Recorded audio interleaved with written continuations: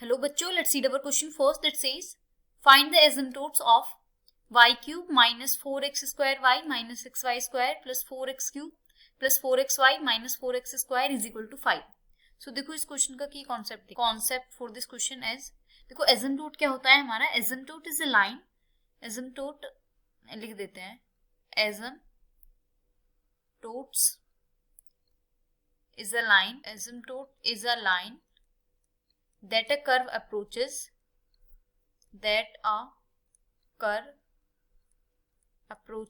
as it heads towards infinity. As it heads towards infinity. So ये क्या होती है हमारी एसिम्प्टोट होती है. अब देखो हमें एसिम्प्टोट फाइंड किसकी करनी है. हमें एसिम्प्टोट फाइंड करनी है y क्यूब फाइंड करनी है. हमें एसिम्प्टोट फाइंड करनी है y cube minus 4x square y minus xy square plus 4x cube plus 4xy minus 4x square is equal to 5. हमें इसकी एसिम्प्टोट फाइंड करनी है. तो देखो एसिम्प्टोट फाइंड करने का हमारा सबसे फर्स्ट स्टेप होता है कि जो भी हमारी हाईएस्ट डिग्री वाले टर्म्स होते हैं उसको हम एक साथ लिखते हैं एंड इसको हम डिनोट करते हैं फाई ऑफ एनएम से. देखो हाईएस्ट डिग्री इसमें कितनी है 3. तो 3 डिग्री वाले सारे के सारे टर्म्स को हम एक साथ लिख देंगे which is y cube plus 4x cube. अब देखो इसमें हम डिग्री देखते हैं. देख जैसे x की डिग्री यहाँ पे होगी 2 माइनस 4x स्क्वायर y में देखें तो x की डिग्री 2 एंड y की डिग्री 1 एंड 2 प्लस 1 इज 3. तो इसको इस टर्म को भी हम हाईएस्ट डिग्री में इंक्लूड करेंगे. तो this is 4x square y and इसकी भी देखो 3 ही डिग्री है तो इसको भी हम इंक्लूड करेंगे माइनस xy स्क्वायर और किसी की 3 नहीं है. सो ये हमारा फाई ऑफ एनएम है. फाइनली अब इसमें हम क्या करेंगे. इसमें हम x is equal to 1 substitute करते हैं and y is equal to m substitute करते हैं. अब देखो सब्स्टिट्यूशन के बाद हमारा कितना आंसर बनेगा. ये इस x is equal to 1 substitute और y is equal to m substitute करने पर ये बनेगा m cube plus 4 minus 4m minus m square. So यहाँ पर इसको हम अरेंज कर लें तो ये बन जाएगा m cube minus m square minus 4m plus 4. सो ये हमारा फाई ऑफ एनएम बन गया. सेकंड स्टेप में हम क्या करते हैं जो हमारे सेकंड हाईएस्ट डिग्री वाले जो टर्म होते हैं उनको हम लिखते हैं. इसको हम डिनोट करते हैं phi of n minus 1 of m. तो देखो हमारी हाईएस्ट डिग्री कितनी हो गई थी 3. तो सेकंड हाईएस्ट डिग्री कितनी होगी 2. अब 2 डिग्री वाले टर्म्स देखते हैं. वो सिर्फ दो हैं.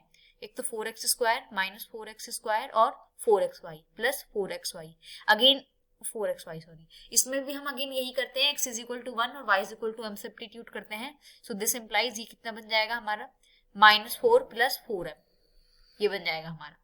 अब देखो हम थर्ड स्टेप में क्या करते हैं. थर्ड स्टेप में हम क्या करते हैं जो हमारी फर्स्ट हाईएस्ट डिग्री वाली टर्म थी उसको हम 0 के इक्वल रखेंगे और m की वैल्यूज फाइंड करते हैं. सो देखो फर्स्ट डिग्री हमारी कितनी थी. This is m cube minus m square m cube minus m square minus 4m minus 4 शायद यही है. एक सेकेंड सॉरी प्लस 4 है. So plus 4 is equal to 0. अब यहाँ से हम m की वैल्यू फाइंड करेंगे. तो देखो यहाँ से तो हमारा m स्क्वायर कॉमन आ रहा है तो ये m माइनस 1 बचेगा एंड यहाँ से माइनस 4 कॉमन आ जाएगा m माइनस 1 बचेगा. This is m square minus 4 into m minus 1. अब m स्क्वायर माइनस 4 को हम लिख सकते हैं m square minus 2 square into m minus 1 is equal to 0 चल रहा है और a square minus b square है तो इसको हम लिख सकते हैं a minus b sorry m minus 2 है a minus b and a plus b into m minus 1 is equal to 0. तो देखो हमारी m की वैल्यू कितनी आ गई 2 माइनस 2 एंड 1. सो m की 3 वैल्यूज आ गई और हमारी एसिम्प्टोट क्या होता है y is equal to mx plus c की फॉर्म में एक स्ट्रेट लाइन की फॉर्म में. तो देखो हमारी m की वैल्यूज तो आ गई. अब हमें सिर्फ c की वैल्यू फाइंड करनी है. सो देखो c की वैल्यू फाइंड करने का एक फॉर्मूला होता है. c की वैल्यू होती है माइनस ऑफ जो हमारी सेकंड हाईएस्ट डिग्री वाला टर्म था वो डिवाइडेड बाय जो हमारी फर्स्ट हाईएस्ट डिग्री वाला टर्म था उसका derivative with respect to m. So देखो फर्स्ट सेकंड हाईएस्ट डिग्री वाले टर्म हमारे कितने थे. ये थे माइनस 4 प्लस 4m. तो this is minus 4 plus 4m divided by first highest degree जो टर्म थी उसका derivative with respect to m. So यही था ना हमारा फर्स्ट वाला हाईएस्ट डिग्री टर्म.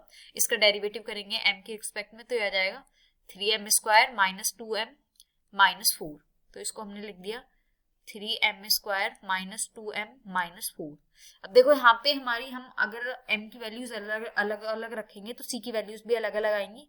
तो हम देखिए इसमें करेंगे 4 m इज इक्वल टू 2, हमारी c की वैल्यू देखो कितनी बनेगी, यहाँ पे हम m की वैल्यू 2 रख देंगे इस वाली पूरी की पूरी इक्वेशन में, तो ये आ जाएगी -4 + 8, -4 + 4 × 2 = 8 डिवाइडेड बाय, अब m की वैल्यू हमने 2 रखी तो ये आ जाएगी 3 × 2 स्क्वायर विच इज 12 - 2 × 2 = 4 एंड -4, सो इसकी वैल्यू आ जाएगी 8 - 4 इज 4 डिवाइडेड बाय 12 - 8 इज 4, सो यहाँ से वैल्यू कितनी आ गई 1। सॉरी इन सब का इसका माइनस था ना, ये माइनस में चल रहा है, सो दिस इज माइनस, इसका भी इसका minus, -4 -1, so m is equal to 2 के लिए c की वैल्यू हमारी कितनी आ गई 1। तो इस पार्ट के लिए हमारा एसिम्पटोट कितना बना, y is equal to 2x - 1, ठीक है। अब देखो 4 m इज इक्वल टू -2, उसके लिए हमारी c की वैल्यू देखो कितनी आएगी, तो c की वैल्यू आ जाएगी, माइनस पहले ही लिख लेते हैं, पिछली बार भूल गए थे, सो देखो m की वैल्यू यहाँ पे सब्स्टिट्यूट करेंगे तो -4 + 4 × -2 होल डिवाइडेड बाय 12 तो एज इट माइनस प्लस हो जाएगा, ये 2 × 2 = 4 +4 माइनस ये बन जाएगा +4 - 4, सो ये 4 से 4 कैंसिल आउट हो जाएगा, 8 एंड 8 4 12 -12 और एक बाहर minus divided by 12, minus is plus, तो इसकी वैल्यू आ गई 1। So m is equal to -2 के लिए c की वैल्यू आ गई 1, तो इसके लिए एसिम्पटोट कितना बन गया, y is equal to -2x + 1। अब थर्ड पार्ट हमारा कितना रह गया 4, m is equal to, m की वैल्यू हमारी थर्ड कौन सी थी, m की वैल्यू थी हमारी 1, सो 4m इज इक्वल टू 1, हमारी c की वैल्यू कितनी आ जाएगी, c की वैल्यू आ जाएगी माइनस ऑफ m की वैल्यू हम अगर हम पुट करेंगे तो आ जाएगा -4 + 4, तो ये 0 बन गया न्यूमरेटर, तो डेनोमिनेटर को लिखने की जरूरत ही नहीं है, तो c की वैल्यू 0 बन जाएगी, यहाँ से c की वैल्यू कितनी आ गई 0, तो यहाँ से हमारी एसिम्पटोट कितना बन जाएगा, y is equal to x।